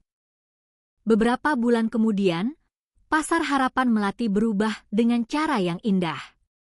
Tanpa merusak warisan, warga mempercantik pasar dengan lukisan tangan anak-anak muda, membuat papan informasi digital di pintu gerbang, dan membuka pelatihan jujur berdagang untuk para pelajar. Pasar itu kini bukan hanya tempat jual beli, tapi juga sebuah sekolah kehidupan. Malam terakhir di tahun itu, warga mengadakan doa bersama. Di tengah suasana syukur, Naufal berdiri di depan gerbang, menatap langit yang cerah. Ia berbisik dalam hati, "Terima kasih, Ibu. Terima kasih, Nenek. Nilai kalian tidak hilang, hanya tumbuh bersama zaman." Angin gunung turun perlahan membawa wangi melati, lembut dan hangat, seperti pelukan dari masa lalu. Subuh menjemput perlahan di desa Sukamulya. Langit timur berwarna jingga muda. Suara azan dari surau kecil mengalun lembut, menyentuh setiap hati yang terbangun.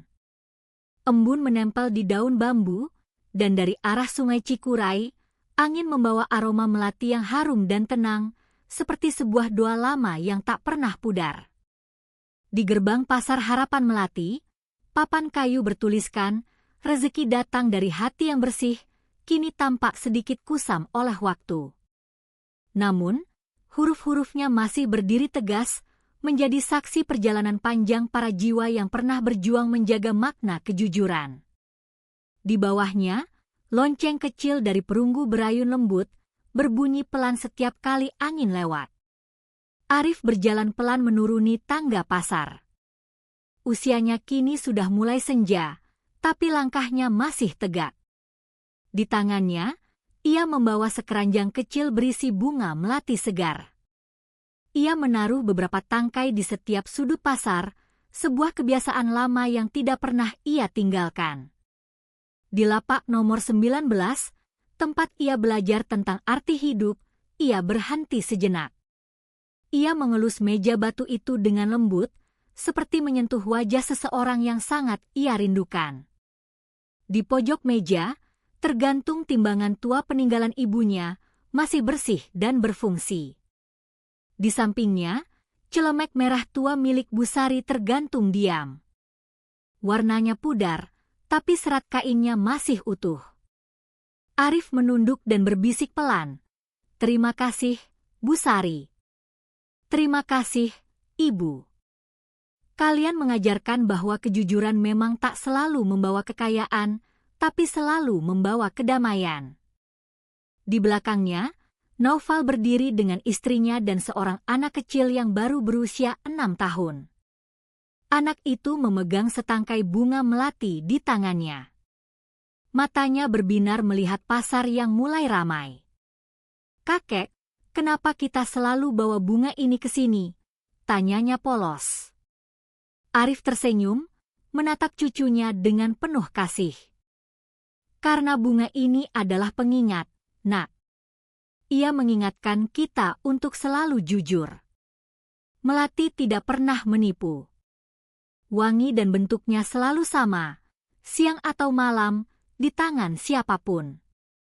Begitu juga manusia, seharusnya tetap baik dalam terang maupun gelap." Anak itu mengangguk pelan. Ia menaruh bunga melati di atas meja batu, lalu tersenyum bangga seolah baru saja melakukan sesuatu yang besar.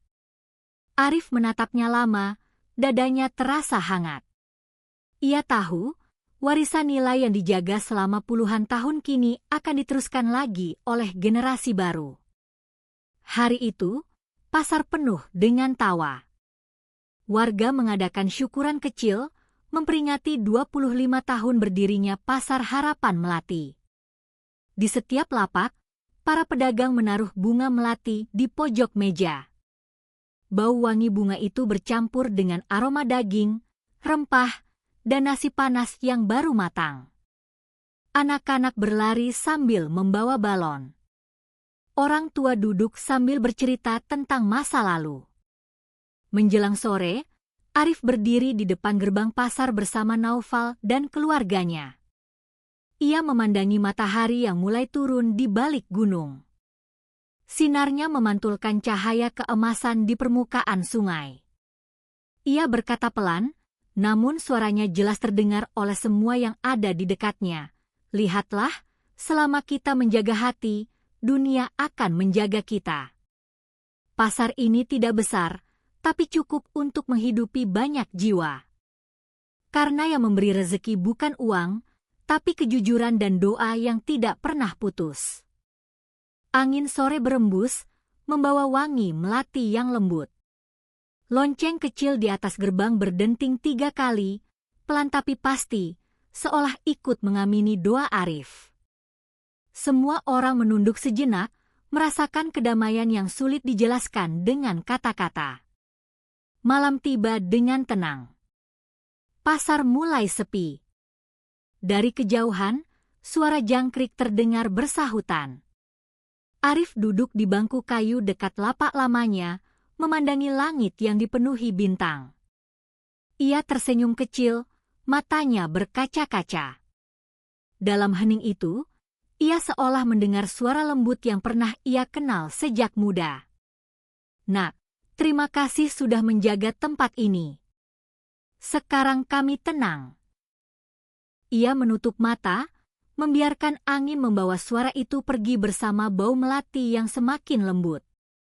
Di dalam dadanya, tak ada lagi beban, hanya rasa syukur karena telah menunaikan amanah dari generasi yang datang sebelum dirinya. Keesokan paginya, warga menemukan seikat bunga melati segar di atas meja batu lapak 19. Tidak ada yang tahu siapa yang meletakkannya. Tapi semua percaya, itu adalah hadiah dari arwah para penjaga kejujuran yang kini telah beristirahat dalam damai. Dan di antara riuh pasar yang kembali hidup, suara lonceng perunggu masih berdenting lembut setiap kali angin lewat, mengingatkan siapapun yang mendengarnya bahwa keberkahan sejati tidak datang dari banyaknya harta, melainkan dari hati yang tidak pernah berdusta. Setiap tempat yang dibangun dengan kejujuran akan menjadi rumah bagi kedamaian. Waktu bisa menghapus bangunan, tapi tidak akan pernah bisa menghapus nilai yang dijaga dengan hati.